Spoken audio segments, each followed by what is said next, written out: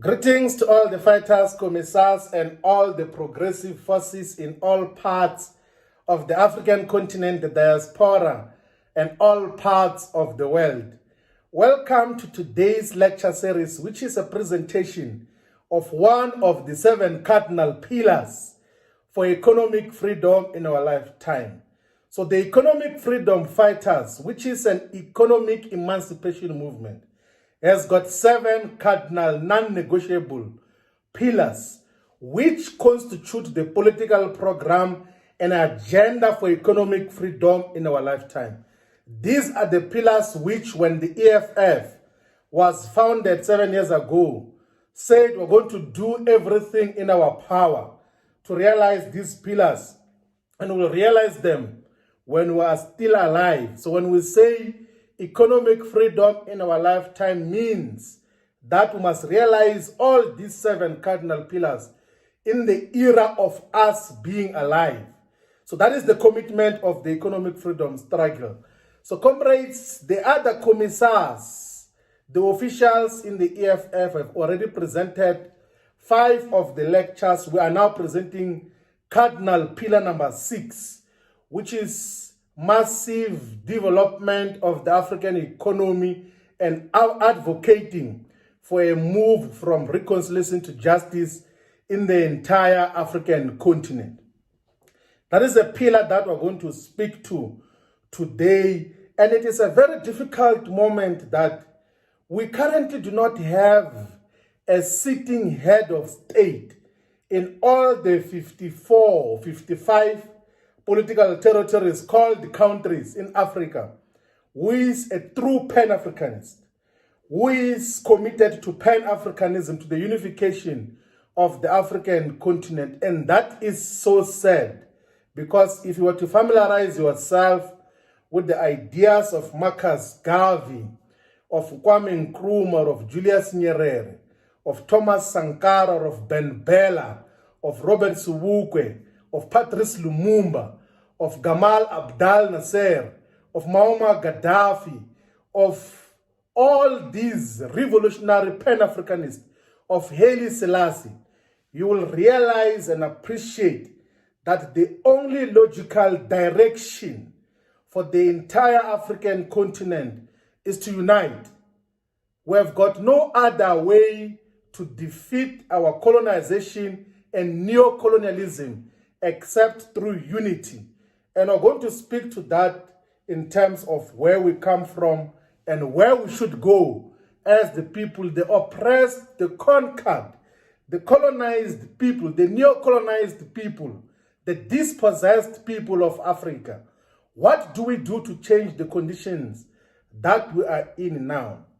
So before we get into that, in terms of what the pillar in the EFF says should be a political program of the economic freedom fighters, let us maybe start with the other section of the EFF founding manifesto, which speaks about progressive internationalism. So that is the ideological foundation of the EFF in the manner that it is. That part of the founding manifesto of the EFF says the EFF's internationalism is premised on building solidarity and working relationship with all movements in the world that identify ideologically with anti-capitalism and anti-imperialism. In this regard, the EFF will ideologically and politically support movements that seek the economic decolonization of the African continent. The EFF will also advocate for the free trade across the entire African continent with common tariffs for goods and services from country to country. The EFF founding manifesto also says that the EFF will also advocate for an ultimate integration of the African continent through the erosion and eventual elimination of unnecessary borders. And that is what it says. And then we'll say that this will mean that the borders that exist between South Africa and Lesotho, and the borders that exist between South Africa and all our neighboring countries like Botswana, Swaziland, will be eliminated. this will also be encouraged in other parts of the African continent so that we can lead the African continent to collective upliftment. That is what the founding manifesto of the economic freedom fighters say. So if you are a fighter, you must appreciate that you are part of an organization that is pan-continental in character. Whilst we are pursuing national struggles now, that does not substitute the fact that our struggle is by its nature a pan-continental, a pan-Africanist struggle. We take a leaf from Julius Mwalimu Nyerere. Mwalimu Julius Nyerere. Mwalimu means teacher. He's a teacher of the African Revolution. He says that African nationalism is meaningless, dangerous, anachronistic if it is not in the same time Pan-Africanism. So we take that leaf from Mwalimu Julius Nyerere, and we also take a leaf from Kwame Nkrumah, the father of proper revolutionary socialist Pan-Africanism. One who just did not preach Pan-Africanism. He practiced it in terms of even his personal conduct, his interaction with all parts of the world. One who, when he became the president of Ghana, influenced a section in the constitution of Ghana, which is still there today, that says that Ghana is willing to forego its independence in favor of a continental government. So it is not obsessed with the borders which in any way were designed by the colonial invaders. Kwame Nkrumah says that by far the greatest wrong which the departing colonialists inflicted on us, and which we now continue to inflict in ourselves in our present state of disunity, was to leave us divided economically unviable states which bear no possibility of real development. Let me repeat that quote of Kwame Nkrumah. He says, by far, the greatest wrong which the departing colonialists inflicted on us, and which we now continue to inflict on ourselves in our present state of disunity, was to leave us divided into economically unviable states which bear no possibility of real development. The fact of the matter is that these things which we call countries or states in the African continent were creation of colonialism, and majority of them are not economically viable in the manner that is self-sustainable and can take us to a different direction. But also we learn from Amilcar Cabral. Amilcar Cabral says that we are for African unity on a regional or continental scale, in as far as it is necessary for the progress of the African people, and in order to guarantee the security and the continuity of this progress. That is what Amilcar Cabral said when he was addressing the Conference of African People's Unity, which was held in Cairo in 1961, before the formation of the Organization of African Unity, which will give a clearer context of why it was problematic to form the OAU in the manner that it was formed. So this is a nuanced perspective. It is not a perspective which has been canvassed in many areas. We will then give a clearer understanding of where that comes from. Now, comrades, the pillar that we're talking to today is saying we must pursue massive development of the African economy and advocating for a move from reconciliation to justice in the entire African continent.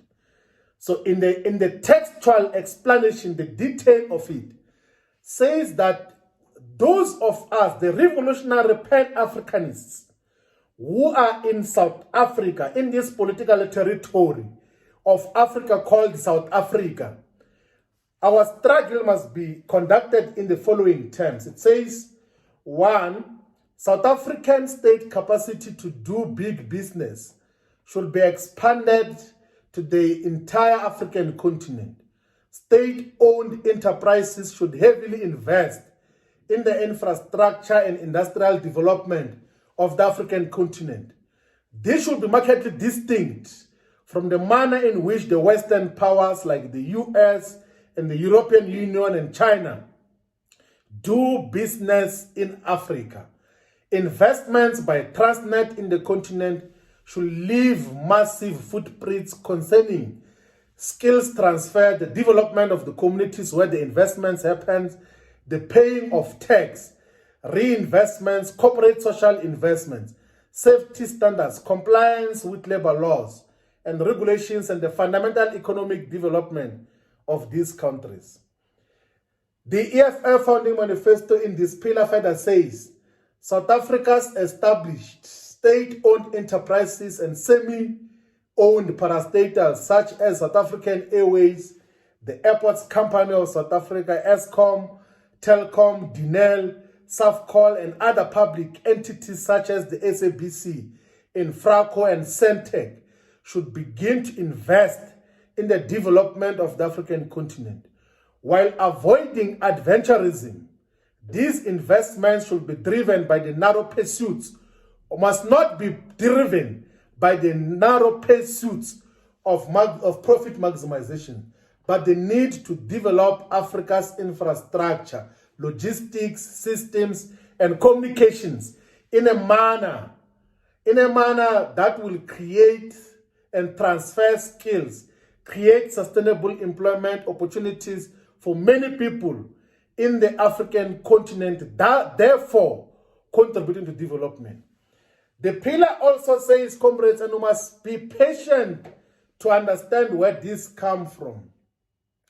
It then says that the development of the African continent is inextricably linked with the development of South Africa and vice versa.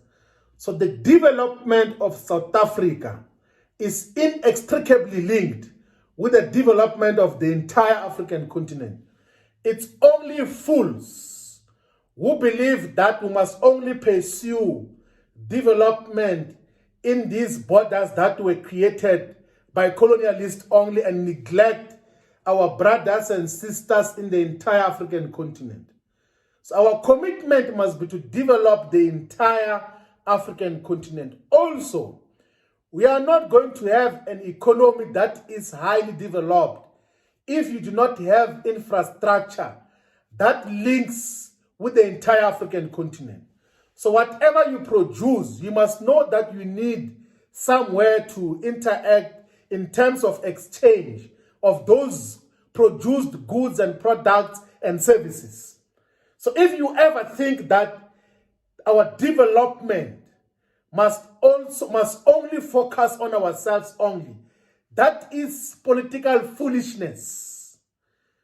And we must debunk that, we must condemn that at all times, against all odds.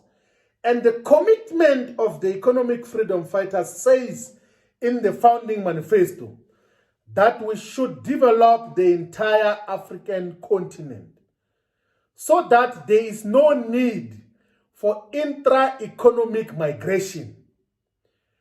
So if you think that, okay, we're going to close borders and then develop South Africa only, what you're going to have is just the rapid rise of intracontinental economic migration.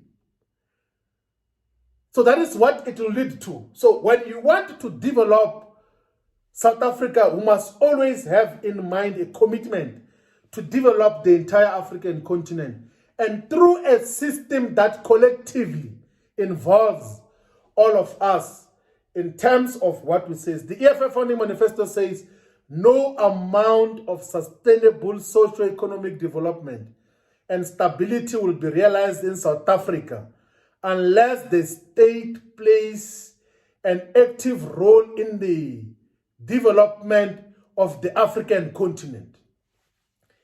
And this is what it says. It even says that In this context, South Africa's role in the economic development, in the development of the African continent, should not be that of being a mere gateway to Africa's natural resources and raw materials. So, you know, there is this thing that Africa is a gateway to the continent. It's a gateway to go and steal resources in the African continent. It must not be so. So we must not develop the African continent through imperial so-called investors who come and step in South Africa like the Anglo Gold Ashanti and then go and steal resources in Ghana, in many other areas where there is production of gold, and mistreat workers there in the name of being a South African company. So we need to pursue a developmental agenda that is going to leave developmental benefits to all the African countries that we interact with. That is a political program that we should then deal with. And another thing that is said, comrades, in the founding manifesto, in this pillar that speaks about the development of the African economy, it says, owing to the surpluses and many sustainable developmental considerations that will be generated as a result of South Africa's state control and ownership of strategic sectors of the economy, government should establish a sovereign wealth fund which will prudently invest in the development of the African economy. This fund will also assist in the insulation of the South African economy whenever there are volatilities in the resource sector prices and when renewable energy resources, when non-renewable energy resources are exhausted. And then it then makes an observation that most countries, including China, the United States, Saudi Arabia, Norway, Libya, Nigeria, Chile, France, and many others have got sovereign wealth funds for these purposes. And then we then say, as we speak, despite massive resource riches, South Africa has got no sovereign wealth fund, mainly because South Africa does not own its own natural resources.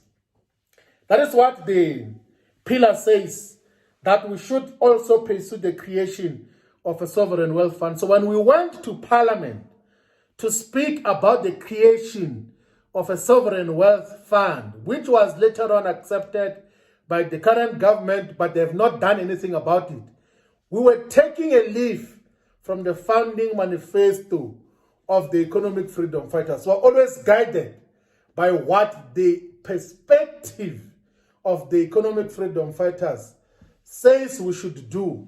So that is how we have then got to then contextualize these issues. I think, comrades, in terms of the pillar, we have given absolute clarity of we need to collectively develop the African economy. The fact of the matter is that as we stand, the global capitalism was built on the sweat and blood of black people, through slavery, through theft of our natural resources, of basic natural resources, of the steel, of the gold, of the diamonds, of the platinum, of the African continent, which was easy to realize because the colonialists had stratified and subdivided the African continent into unviable small nation states. So while capitalism was built on the blood and sweat of Africans, and that must come to an end, it's something else that should happen. And one thing which we must appreciate is that when colonialists arrived in this continent, what they did, they destroyed a lot of African civilizations. A lot of African civilizations were destroyed, and African empires were destroyed by colonial invaders. They wanted to destroy, they destroyed our sense of being, our sense of being. So the Mali Empire was destroyed by colonial invaders. And that was one of the most successful empires in the world. And you would know that most of us only got to know about Timbuktu. It was one of the cities in the Mali Empire. There was a city of Jene, and then there was a city of Timbuktu. So even the person who is considered to be the richest person to have ever existed in the world, Mansa Musa, was from the Mali Empire. The Mali Empire also had a university which had more than 700,000 manuscripts. All of those were destroyed by the colonialists when they came to invade our territory. You will know also about the Songhai Empire.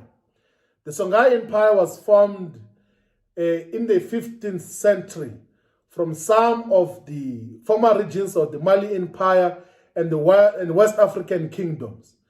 So the Songhai Empire was also destroyed, and it had a very sophisticated forms of governance and bureaucracy. So we had systems in the African continent before the arrival of the colonialists. But also we must mention of the great Zimbabwe empire, which was a significant progress in terms of mining and trade as well. But the Eurocentric narrative, so the colonial education system, always tells us that when the colonialists arrived in the African continent, they found barbarians who did not know how to take care of themselves, who did not have systems of trade and interaction. That is false. We must go and familiarize ourselves further in terms of what got to happen with the destruction of African civilizations and empires. And then that later led to the formal colonization, starting in the 1400s, of the entire African continent. And then these colonial invaders, they subsequently subdivided in a formal way the entire African continent amongst themselves. So these borders that we have in the African continent were a resolution of the Berlin Conference, the Scramble of Africa Conference, which took place in Germany in 1884 to 1885. And when that conference took place, King Leopold of Belgium said that he is very happy to be participating in this subdivision of the magnificent African cake. That is what got to happen. Where European and the American government was in participation in that Berlin Conference that got to subdivide the African continent amongst the powers.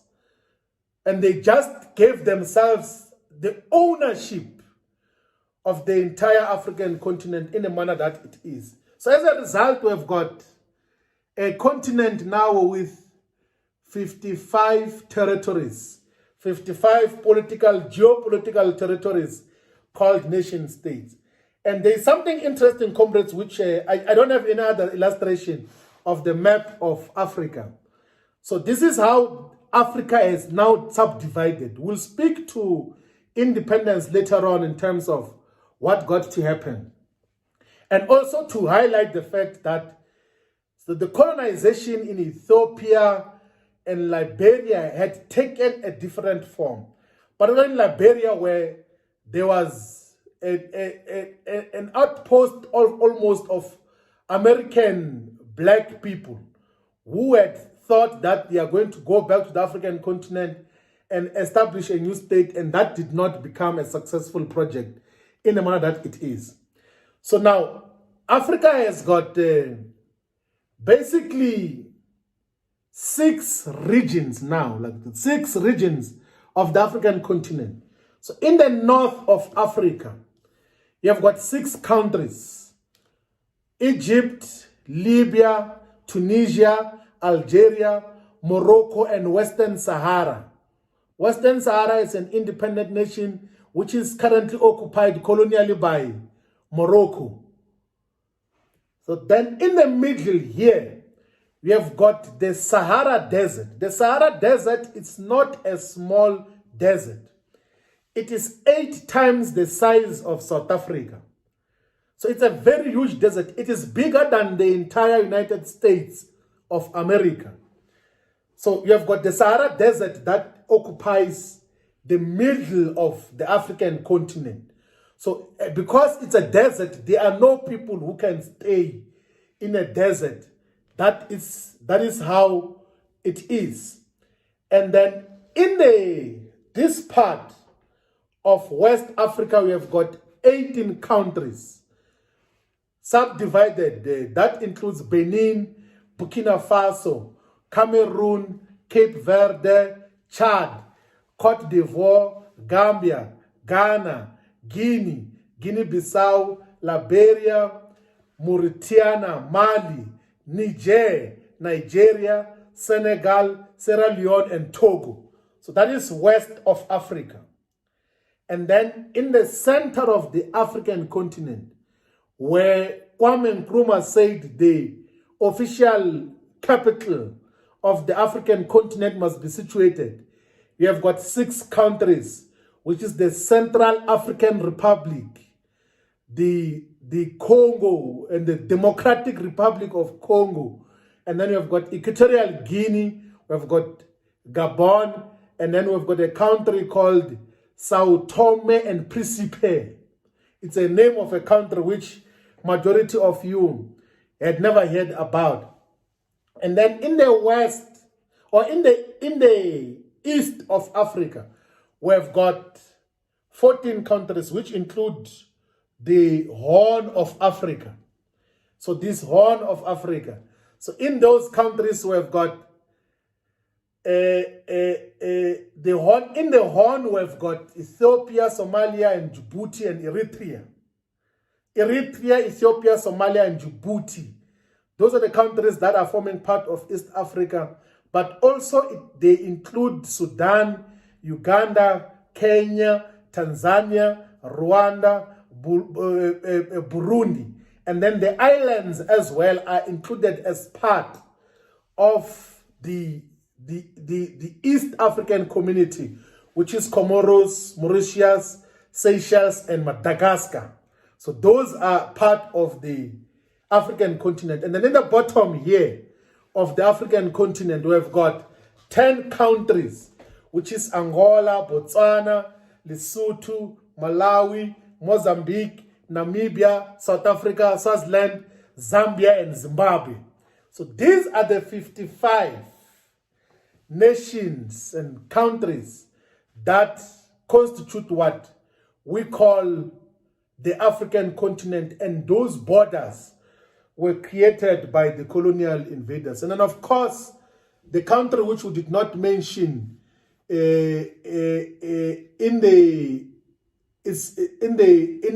the one of the sectors there is the country which is the youngest country in the African continent, called South Sudan, which happened after the secession of the other parts of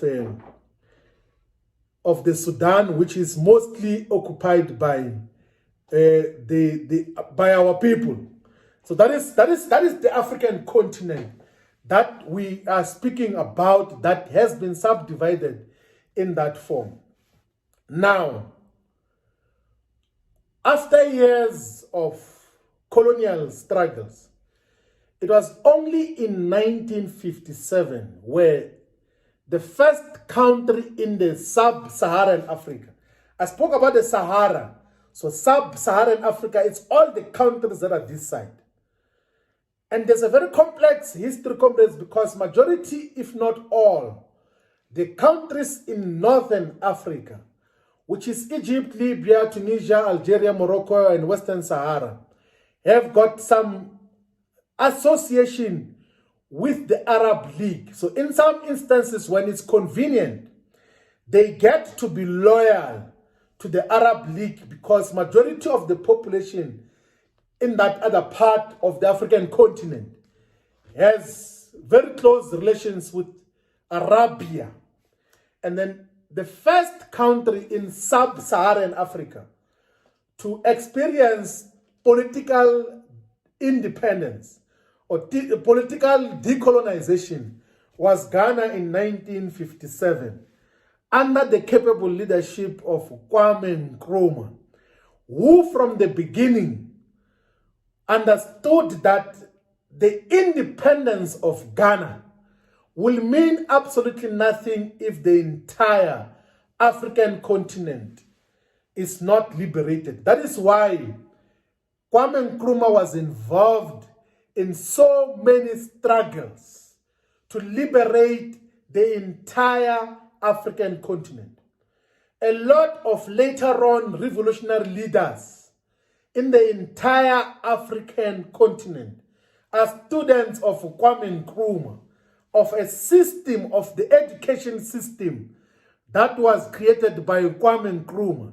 So Kwame Nkrumah is our leader in terms of the liberation of the African continent. He's our leader ideologically and politically. That is what, comrades, we must all of us appreciate in the significance of Kwame Nkrumah. I want to talk now about the independence of the African continent, of what shape it took and why we are still in an underdeveloped state. We must understand that. Why are we still in an underdeveloped state? One of the reasons why we're still in an underdeveloped state is because even after independence, a lot of the so-called independent African states have got close economic dependence and relationship with the former colonizers. So almost everywhere in the African continent, the former colonizers continue to exercise economic and resource control of the territories that they used to control. That is what got to happen. So we are experiencing a phenomenon of neocolonialism. So neocolonialism refers to the fact that colonialism continues, except that black politicians are now allowed to elect themselves. They are allowed to participate in politics. But also have got a huge crisis of illicit financial flows and tax avoidance in the African continent. So the companies, the multinational corporations that are doing business in the resources sector, in oil, in gold, in diamonds, in platinum, in all the natural resources, in fishing, majority of them do not pay taxes in the African continent.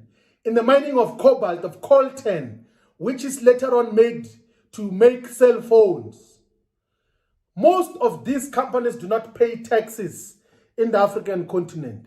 And in most instances, they sponsor civil conflicts. They sponsor wars so that they cannot pay taxes in the territories that they used to control before. So the instability of the African continent is because of its rich natural resources. It's a resource curse that defines the African continent, and it is a neo-colonial resource curse that is inflicted from outside in terms of what got to happen. So we spoke about the independence of Ghana in 1957. That was one of the countries to be liberated. And then one of the countries to be liberated earlier in 1958 is a country called the Republic of Guinea, otherwise called the Guinea-Conakry, under the leadership of Ahmed Sekou Toure. He was one of the most formidable Pan-Africanists. And and this country used to be colonized by the French.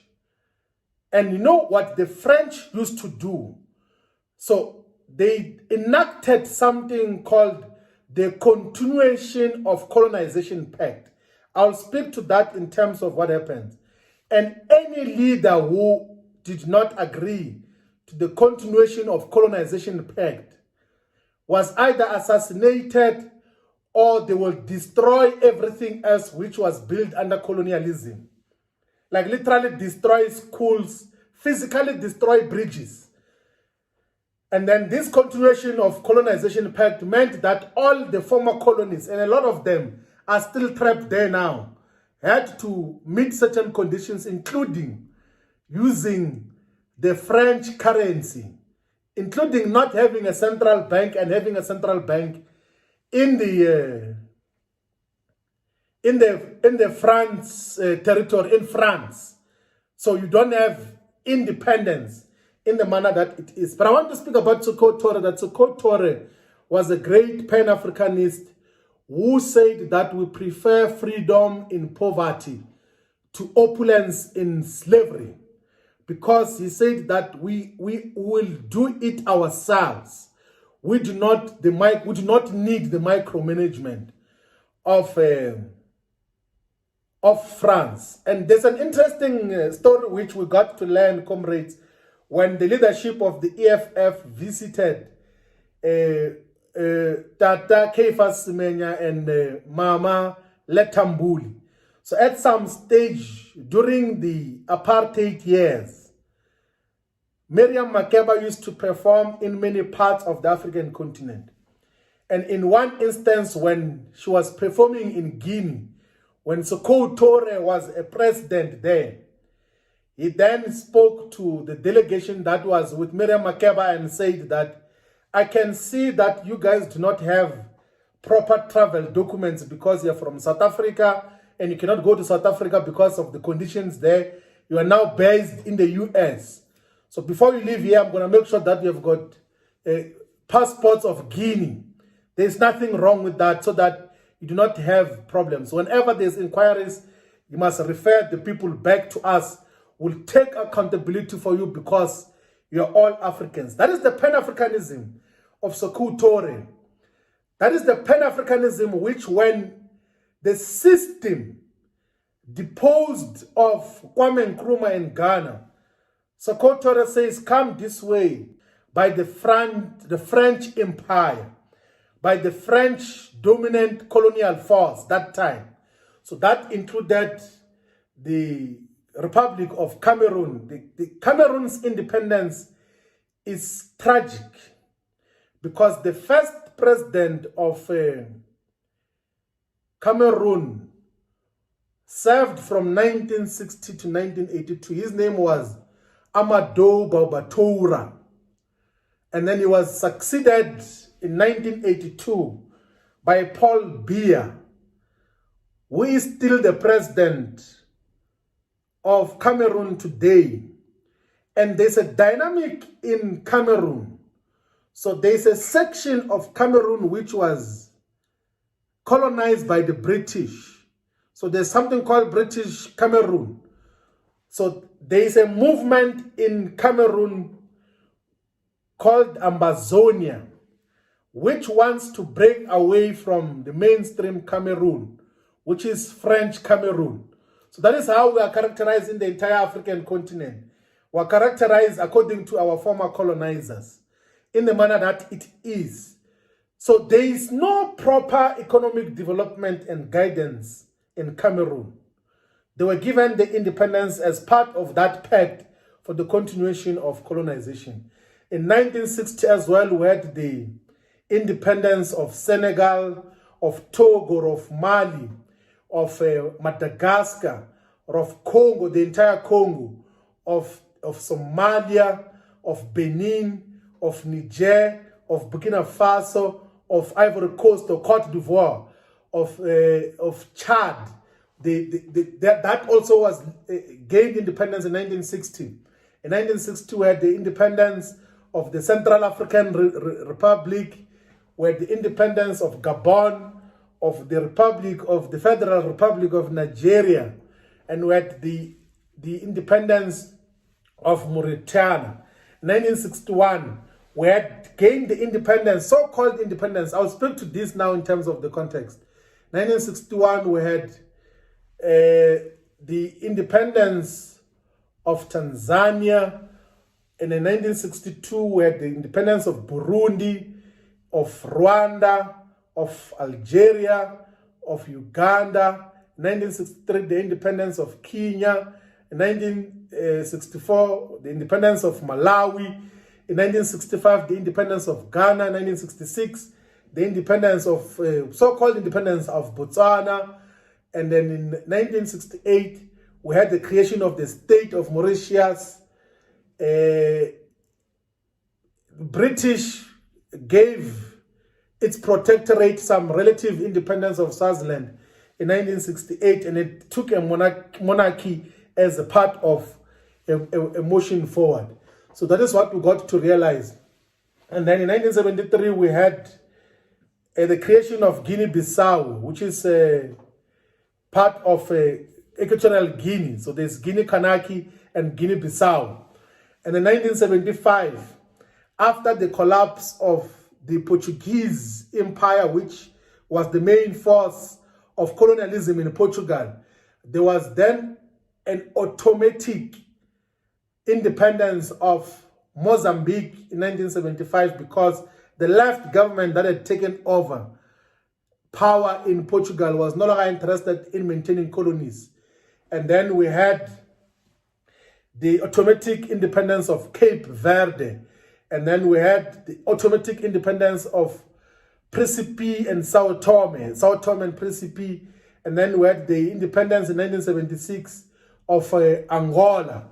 And then there was a creation of the Islamic State of Comoros in 1975 in the manner that it is. And then there was a creation of some relative independence of Western Sahara in 1976. And then Seychelles, 1976 as well. Djibouti in 1977. In 1980, after some negotiations and military action that was led from Mozambique by President R.G. Mugabe, we had the independence of Zimbabwe.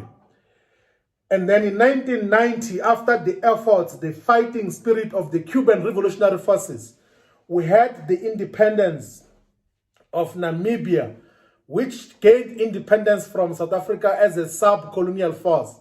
So Namibia used to be colonized by Germany, but later on Germany, after the defeat in the Second World War, lost the control of Namibia, and then it was handed over to South Africa in the manner that it is. They exercise apartheid laws in Namibia. But after the Battle of Quito Carnival, which was reinforced by the Cubans, the agreement was that apartheid South Africa must grant Namibia independence and then must enter into engagement for a transition in South Africa. So 1994 was the creation or the independence of South Africa from white settler colonial rule. And you would know that in 1961, the Afrikaners who were in charge of South Africa had declared a unilateral declaration of independence from British colonialism. So they became a republic, but in terms of formal, official independence, it then took form on the 27th of April 1994. But none of these independence have led into economic independence. All these countries still have some close relationship with their former colonizers.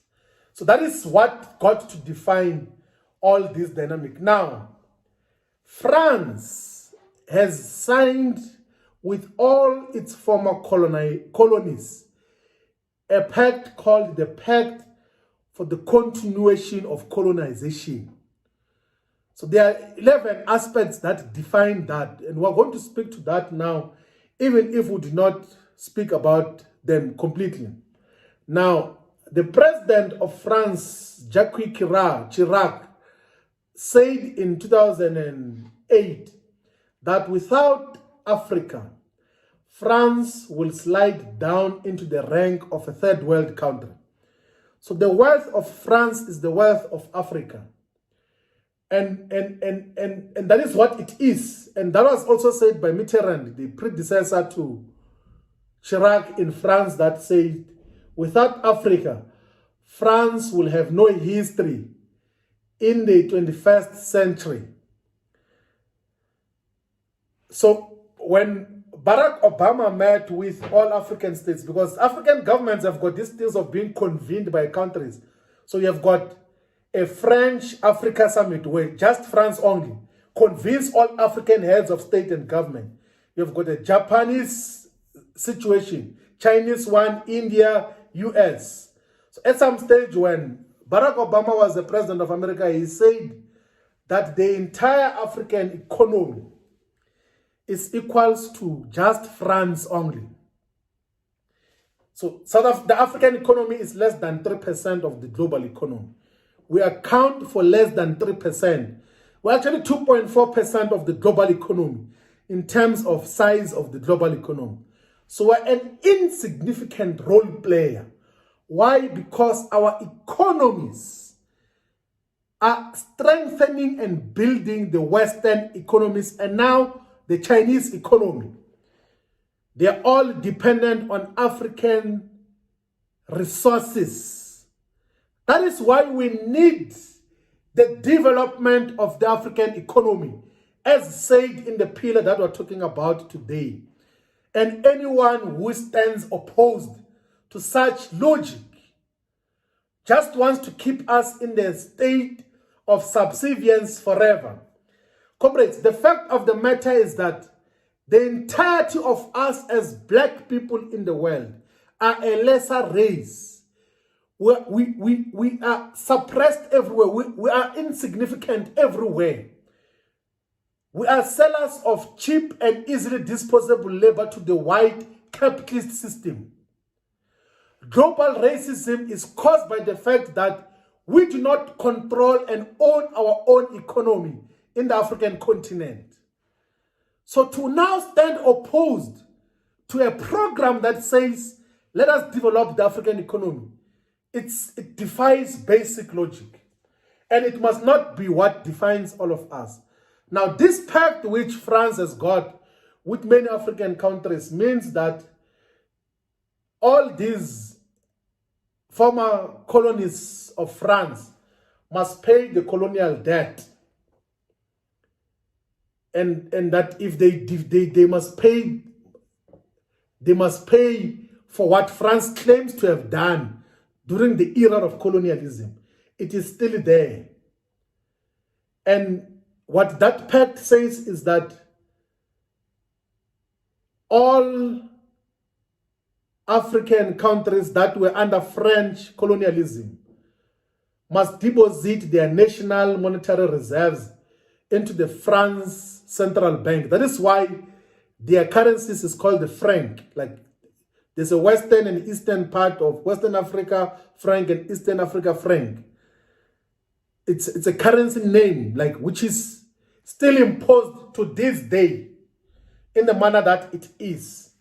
And France has got the right of first refusal on any raw or natural resources discovered in the French territories.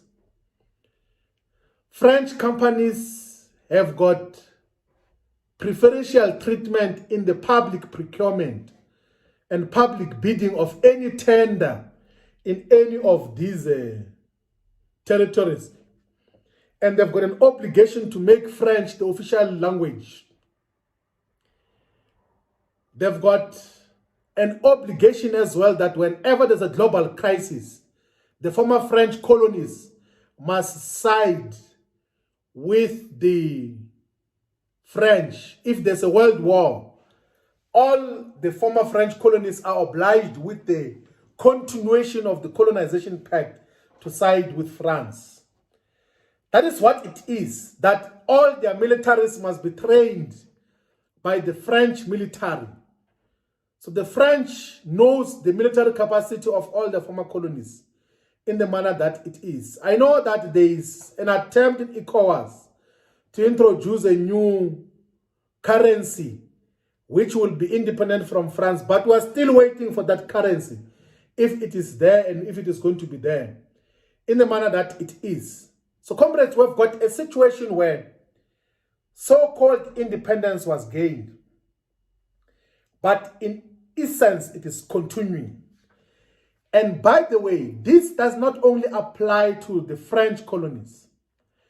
Check here in South Africa that the British continue to be in dominance of the strategic resource sectors, particularly in the mining sector.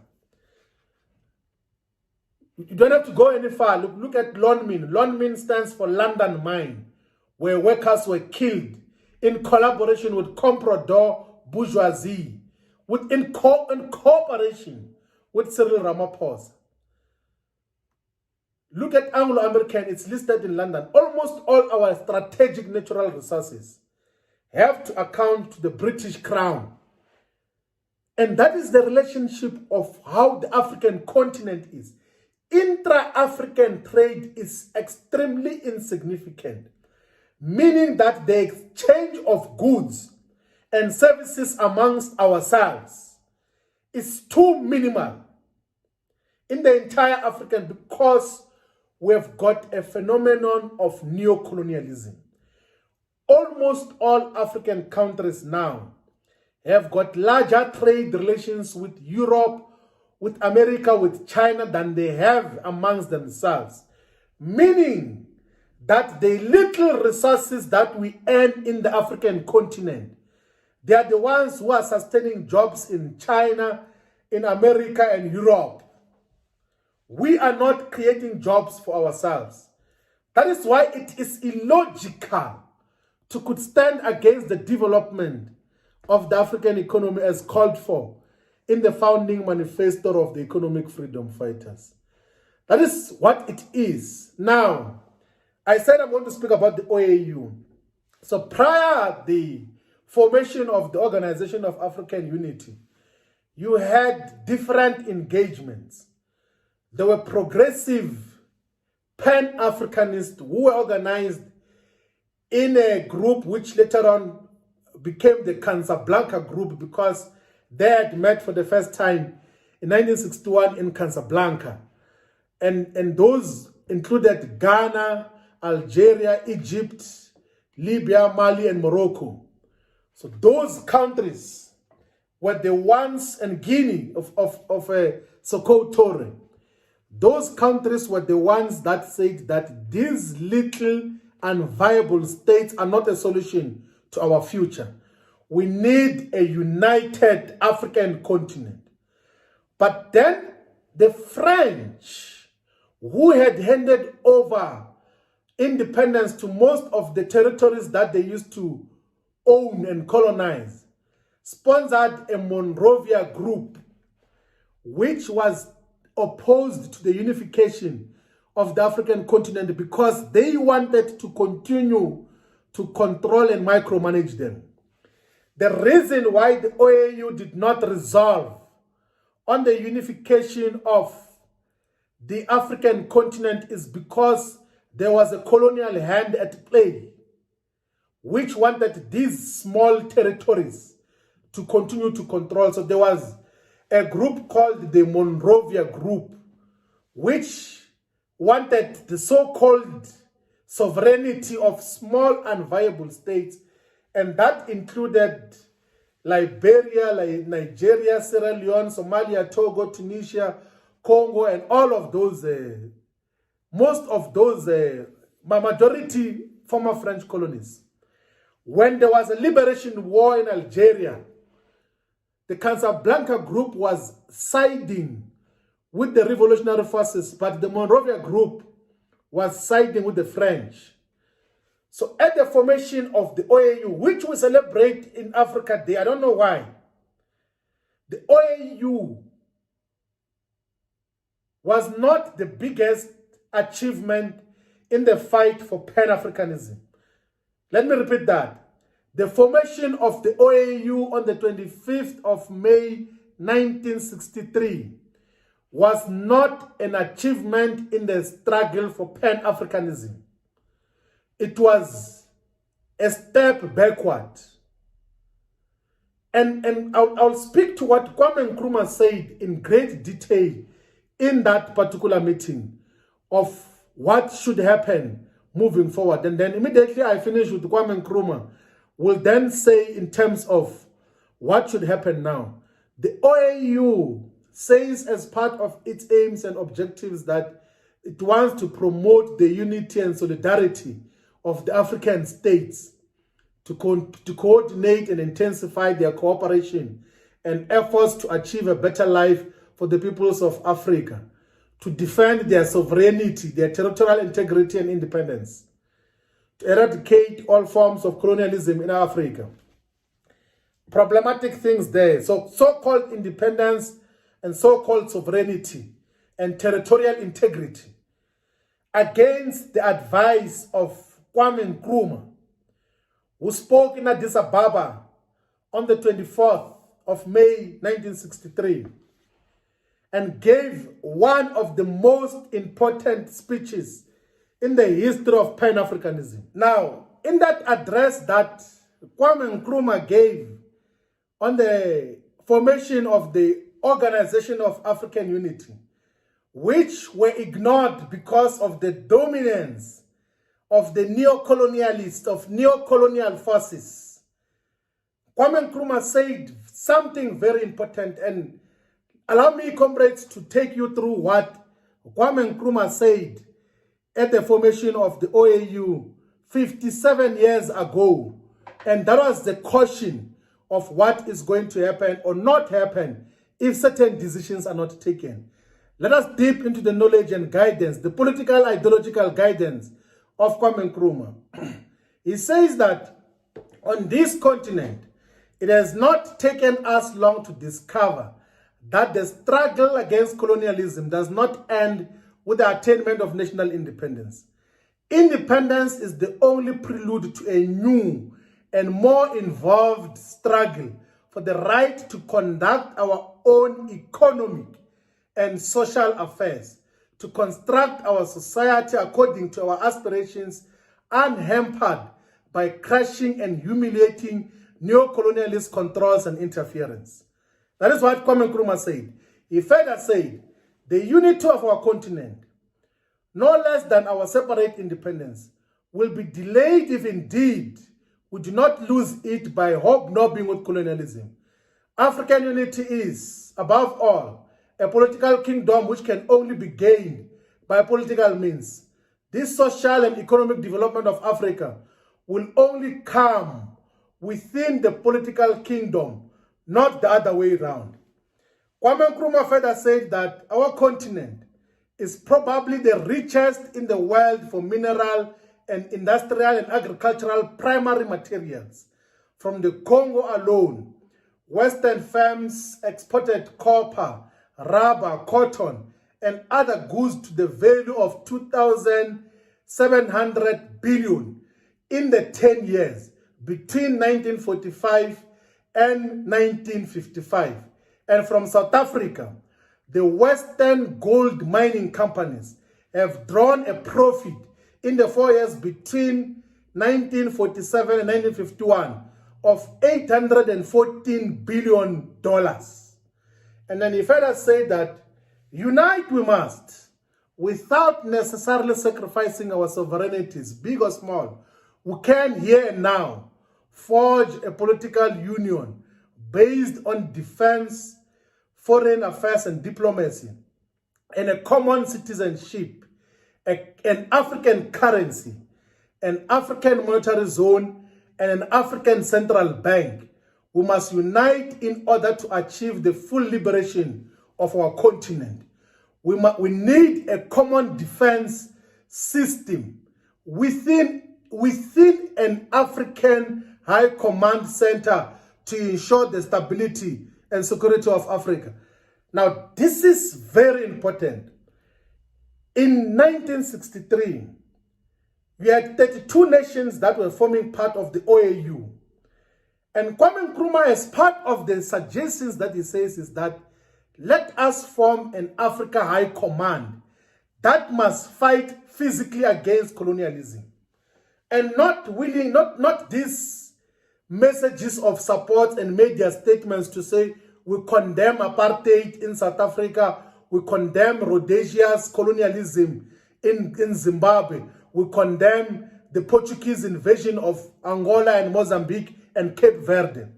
He says, if we unite those of us who are liberated now, we can drive colonialists out of the African continent far much earlier.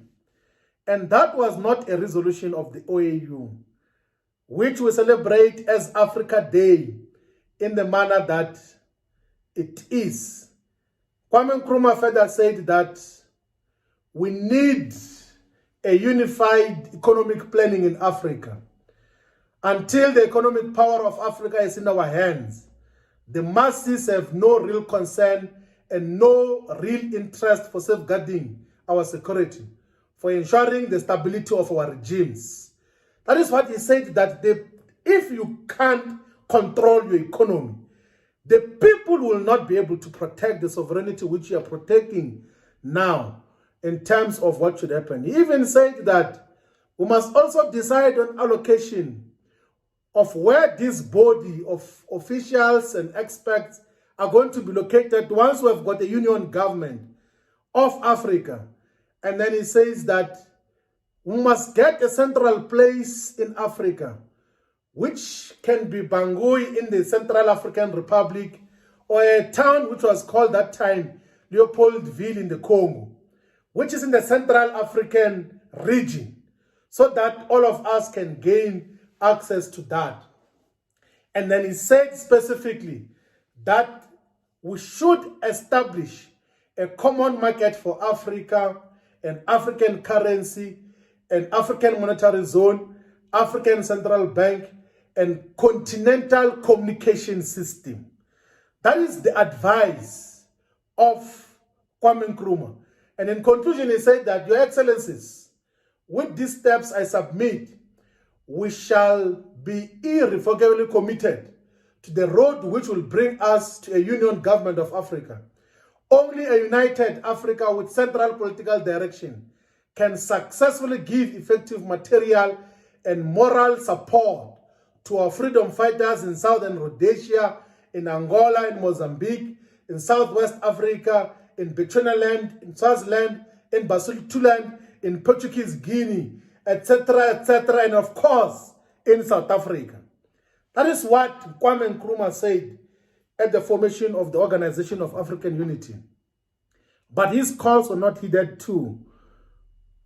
But a charter was adopted that said, let us encourage formation of regional bodies and gradualist approach to integration, and let us now cooperate as independent nation states. It's 57 years later now. The OAU project has dismally failed. By all measure and standards, by all means, the OAU project has failed in the manner that it was supposed to integrate and develop commonly the African economy and the African society as a whole. And one thing, comrades, which we must appreciate is that at all times, whenever there were leaders that began to speak about Pan-Africanism, they were always assassinated or always banished or always removed from power by the colonial masters, including Kwame Nkrumah himself. He was removed from power because he was preaching for African unity. So in the 50 years of Africa's independence, there were more than 67 coup d'etats, removal of governments, and majority of those happened in the French colonies, who now refused to collaborate with the continuation of colonization pact. Assassinations of Patrice Lumumba was sponsored by the colonial masters. And in most instances, because of the hostilities of the Cold War that time between the USA and the USSR, the American government and intelligence always played a role in assassinations of many African leaders Thomas Sankara was assassinated. A lot of leaders that spoke about the real, true independence and unification of the African continent were isolated, banished, killed by the colonial system. But that does not mean that we must not take the spear and continue with the fight. Let us actually call it a machine gun. Let us take the machine gun and continue to fight for the unity of the African continent in the manner that it is. And of course, in the periods, you know, we spoke about the independence movements. Some were supported by the Liberation Committee, which was created under the OAU in the manner that it is.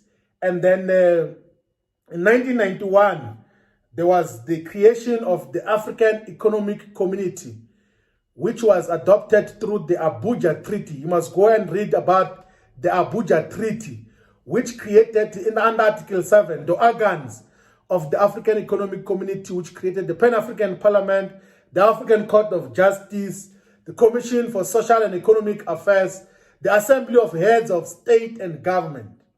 That was part of trying to modernize the OAU, but still did not achieve the integration intention. Even the formation of the African Union in the late 1900s to the beginning of the 21st century, which was launched here in South Africa, did not achieve Africa's economic integration. Even NEPAD, which was spearheaded and led by President Mbeki, did not achieve the integration of the African continent, because they thought that for Africa to develop, we must have some close and cozy relationship with our former colonial masters, and that will never be achieved in the manner that it is. The Pan-African Parliament has been created, it exists, but it does not have legislative powers. It does not have effective oversight powers over governments.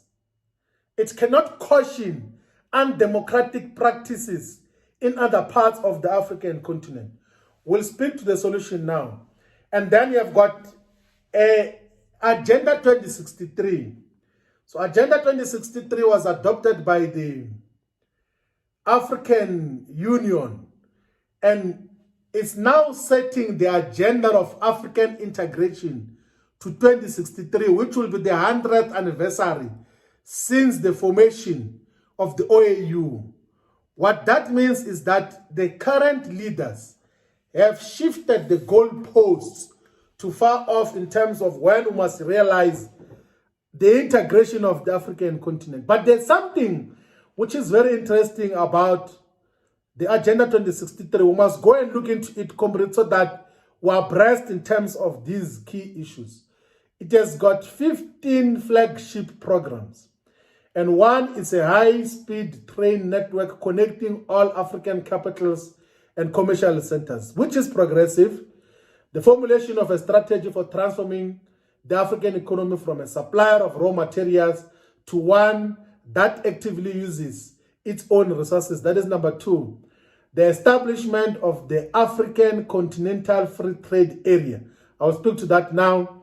The introduction of an African Union passport and removal of all the visa requirements for its holders within Africa. That is progressive. The construction of a third Inga Dam, the establishment of a single African air transport market, the establishment of the annual African Economic Forum, the establishment of a set of financial institutions envisaged as an African investment bank, a Pan-African stock exchange, an African monetary fund, and an African central bank. And then number 10 is the Pan-African digital data network creation and the development of a common African strategy for the use of outer space technology. Then there's the establishment of an African open digital distance learning university. It's part of the Agenda 2063. Then number 13 is the cooperation of cybersecurity, cooperation on cybersecurity. Number 14 is the foundation of the Great African Museum, preserving African cultural heritage and promoting Pan-Africanism. And then the last one is the compilation of an Encyclopedia Africana as an authoritative resource on the authentic history of Africa and African life. So that is the Agenda 2063 in terms of what should happen. But what do we need to do now, all of us? We're going towards conclusion. What we need to do is that we must build a continental progressive movement. We need to have progressive Pan-Africanist political formations in the entire African continent. And that agenda must not be apologetic. They can be called economic freedom fighters in Liberia, in Namibia, in Malawi, in Zimbabwe, in all these areas, in Ghana. Or they can be called whatever. But these organizations, as resolved by the Second National People's Assembly of the Economic Freedom Fighters, must be guided by the following principles. One, they must be committed to Pan-Africanism, which aims to ultimately integrate the African continent. Number two, they must be committed to the African agenda, which is defined by the return of the land, mineral resources, and economic wealth to the ownership and control of all Africans. Number three, they must be committed to human rights and gender equality, including commitment to rejecting homophobia. Number four, all the formations that want to form part of this new pan-continental progressive movement must have no association with imperialist forces in terms of political programs and funding. Number five, they must be committed to regular elections and democracy. Number six, they must be committed to progressive internationalism, which we started with. And then the last pillar is that they must be committed to the non-negotiable 7 cardinal pillars, which are contained in the founding manifesto of the economic freedom fighters in South Africa. And in that way, we'll then be able to pursue an agenda which, in the immediate, must campaign for the ratification of the revised protocol of the Pan-African Parliament. So in 2014, if not 2004, it's only 2004, the African Union enacted the revised protocol of the Pan-African Parliament in Equatorial Guinea, in Malabo, in the capital city, to say the Pan-African Parliament must have legislative powers and its members must be permanent. We need to create the Pan-African Parliament as a proper legislative instrument and begin to pass some of the common laws in terms of security, in terms of fighting illicit financial flows and tax avoidance, in terms of monitoring of democracy and democratic participation in all the African countries. That is one of the immediate commitments that we must look into in the African continent as an agenda. We must also support the building of the economic infrastructure that is going to interlink the African continent. Part of the limitations of intra-African trade is the fact that we do not have the infrastructure to transport goods amongst each other. We do not have the railway, which Agenda 2063 said must be created. So we must support the creation of infrastructure that interlinks the entire African continent in a manner that can be sustainable and must be funded by the African continent. And the Association of Central Banks must reconcile the macroeconomic convergence criteria. So we need to have some convergence in terms of macroeconomic planning in the continent. And because now almost all countries except Eritrea have ratified the Africa Continental Free Trade Area. We need to push for the industrialization of the African continent, because this Africa Free Trade Area must not mean that Europeans are going to trade with Chinese and Americans freely within the African continent and later on repatriate the profits. Currently, the industries, the mines are not owned by Africans. They are owned by these multinational companies. So if you say free trade within Africa, which does not control its own resources, it means that we're just going to allow free trade amongst the colonial and neo-colonial forces, which are comprised of America, Europe, and China. So we need to industrialize the African continent. But that must be owned by the Africans themselves. And we must be unapologetic about that. And we should persuade our governments everywhere to collectively complete the Inga Dam project in terms of generation of hydroelectricity.